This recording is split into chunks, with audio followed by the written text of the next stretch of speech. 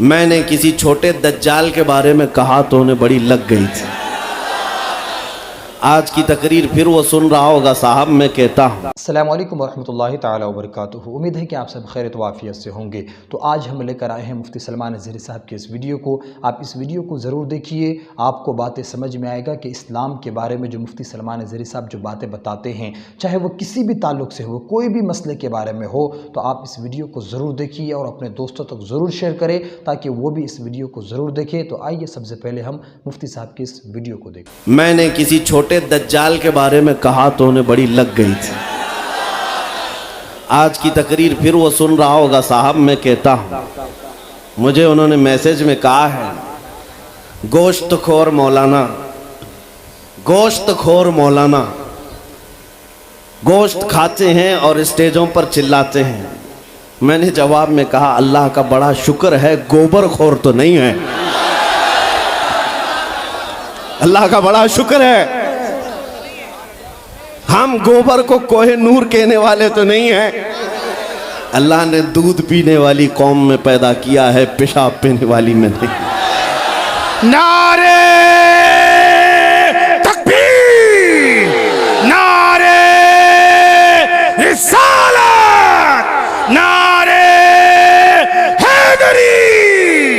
मेरे अजीजों, ये कोई बात लतीफे की नहीं है और ना ही छेड़खानी की बात है। मैं उनसे कहता हूँ, हमें छेड़ो मत, हम अपने नबी की बात करते हैं, हम अपने नबी की बात करते हैं। और जहाँ फिर तुम छेड़ोगे तो फिर हम अपने तौर पर जवाब भी देते रहेंगे इंशाअल्लाह। इसलिए कि अपने अपनी किस्मत की बात है। मुझे गोश्त खोर मौलाना कह रहे हो और ख़ुद की हालत मालूम नहीं है। अल्लाह करीम का शुक्र है कि हमने दुनिया में देखा है गोश्त खाने वाला भी शेर ही हुआ करता है और गोबर खाने वाला सूअर तो नहीं है। अल्लाह का बड़ा करोड़ा एहसान है। मैं उन बातों में नहीं आ रहा, लेकिन एक बात जरूर कहना चाहता हूं, सुनियो एक बात, कि दुनिया हजार ताने दे, हमें फर्क नहीं पड़ना चाहिए। अपने नबी के अखलाक को खुल कर कहना है। मैं आपसे पूछता हूं, क्या हमारा ये ईमान है या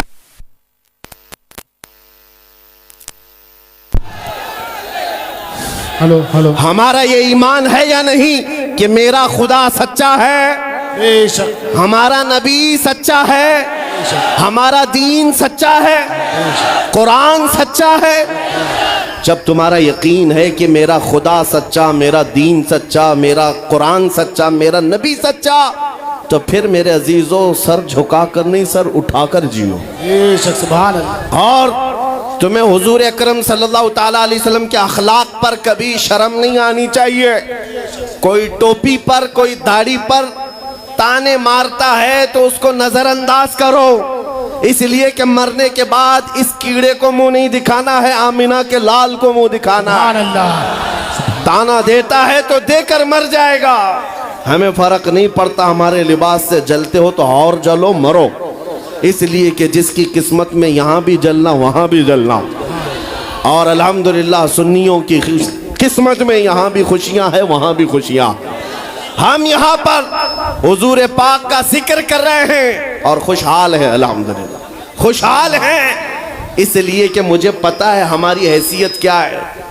खुशहाल हैं, आप भी हैं, हम हैं।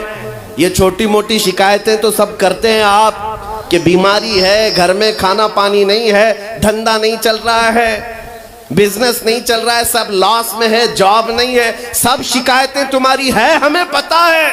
मेरे अजीजों, हम तो बार बार ये रोना रोते हैं, हम बड़ी कमज़ोर कौम हैं, हम बड़ी कमज़ोर कौम हैं, हम बड़ी कमज़ोर कौम हैं। लेकिन मीडिया के दज्जाली कुत्ते बार बार भौंक भौंक कर बताते हैं तुम कुछ हो, तुम कमज़ोर नहीं हो।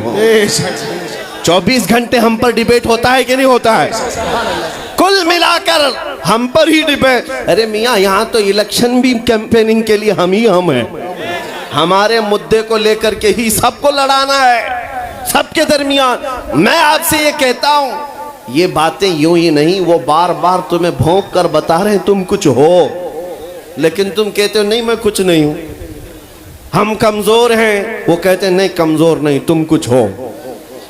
एक तरफ तो कहते हैं कुछ नहीं है, सब बिखरे हुए लोग हैं, पंचर पुत्र भी कहते हैं। लेकिन फिर हम उनसे कहते हैं, मियाँ पंचर पुत्र है तो 24 घंटे डिबेट हम पर क्यों करते हो? डर किस बात का है? किस बात का डर है? क्या दूसरी और कौमें नहीं हैं जिसको निशाना बनाओगे?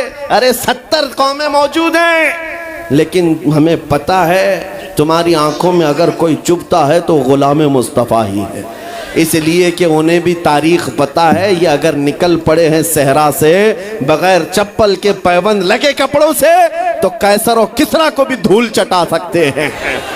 वह दुनिया की सुपर पावर ताकतों को घुटने टेकने पर मजबूर करने वाली कौम वो उमर बिन खत्ताब के शागिर्द थे, सहाबाए कराम थे।